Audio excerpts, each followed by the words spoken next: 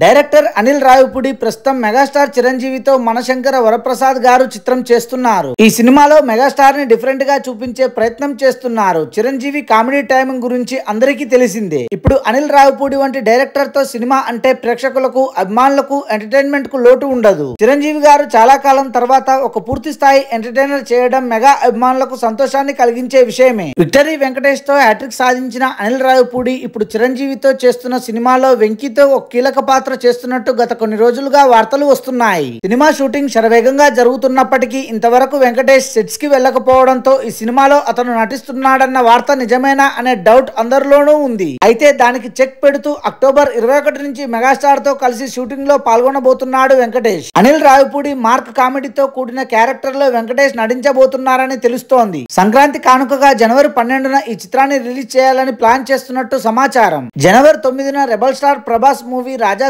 కూడా రిలీజ్ అవుతున్న విషయం తెలిసిందే. Thanks for watching this video. For more interesting videos please do subscribe.